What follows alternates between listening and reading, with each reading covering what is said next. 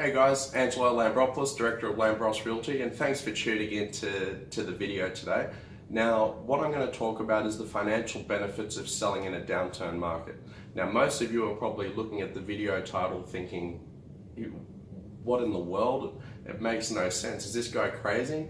Now, on face value, you'd be right to assume that selling in a downturn market isn't exactly the most profitable thing to do, but I'll give you a breakdown and a rundown of the numbers here and show you just how advantageous it is if you do sell in a downturn market using the right strategy. So as you can see behind me, I've done two scenarios. I've got the correcting market and the boom market, but let's start with the correcting market first. Okay, so I'll give you a quick rundown. Now I'm using a 10% variance for this example. Now, let's say you sell at 1.5 million, okay? Now the buy price now, if you're to transact and buy the property you're looking for, let's assume it's 1.2 million, okay? Now, that's provided you sell and then buy at the same time. However, if you buy later, now by that I mean you're using an 84-day settlement to buy back in 3 months. Now, by the time you buy back in, the likely scenario is that the market has probably corrected a further 2%, okay? So I guess the key here is using an extended settlement clause to your advantage, with the option to obviously bring it forward if you find that you have found something you wanted to buy at good value. So based on that formula, the property that you were going to buy now, in which you buy later 3 months after, ends up being 1,176,000.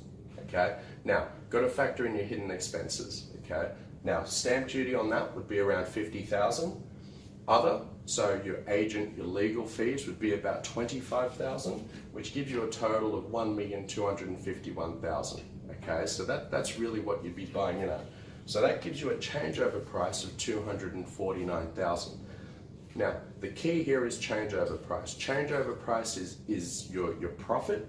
Your sale price really, in the grand scheme of things, means nothing if you don't transact properly, okay? Now, let's look at the boom market scenario. Now, using our 10% variance, in a boom, your property is worth 165. You sell at 165, but at the same token, the property you're looking to buy now is worth 1.32, which is 10% above the one you're buying at 1.2 in a correcting market, okay? Now, the thing is, you don't really have a choice as far as what ends up happening in a boom, truth be told, is you do end up buying, your buy price is later. You don't buy now. Unless you've obviously bought first and sold later, well then that's a different scenario. And that really is the trick in a boom market. But using this scenario here, so say for instance you've sold first, you're then looking to buy. You go about it that way. You'll actually, statistically speaking, it'll take you an average of another 3 months to buy back into the market. Now, that's purely based on the competition out there, right? So you've got competition taking the properties you're looking for and then waiting for new properties to emerge that you've got a chance on. So statistically speaking, about 3 months to enter back in a boom market. Now, in that time, let's say the market's gone up 2%. In a correcting market, it's gone down 2. It's gone up 2% in a boom. Now, that gives you a total purchase price of 1,346,000. Now, stamp duty on that amount is 59,500. Other is 30,000. Now, naturally, your expenses are going to be higher on the other end. Obviously, you're going to be paying your agent a higher set of commission because the sale price is higher. Legal fees will still be the same. Okay.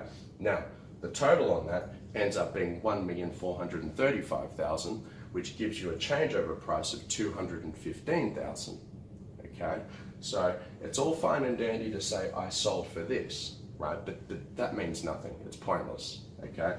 Changeover price is what really matters and what really counts. That is the financial benefit. So using this analogy, as you can see, there are financial benefits of selling in downturn markets. Now, as I touched on before, in a correcting market, you really want to make sure you sell first. Okay, do not buy first, whatever you do. In a boom market, what you want to make sure is you want to buy first, so you've got yourself secured, because time is obviously working for you, but you want to make sure that you haven't hit it at the peak where it could turn, and you want to make sure that the timing's right. So the timing element is important in both of those scenarios, okay? What else are you going to, yes, that's right. So obviously if you're looking at, say you've got an investment property, you're looking to move into that, and you want to cash out your asset and you want to maximize a financial return, well, naturally you're going to do that in a boom market because you're not transacting in relative markets. But this scenario is, generally speaking, you're selling, right, and you're looking to buy in the same market. Now, I hope that's made sense. Angelo Lambropoulos, Director of Lambros Realty here. If you have any further questions concerning this topic, or would like, if you can't see the whiteboard properly and would like an image, let me know. Happy to send it across. You can call me 0294810999. You can email me info@lambrosrealty.com.au, or you can simply visit me at our office here at Apple Tree Shops, Cherrybrook, in which I'd be delighted to assist you further. So thanks for watching, and I hope it's helped you. Bye for now.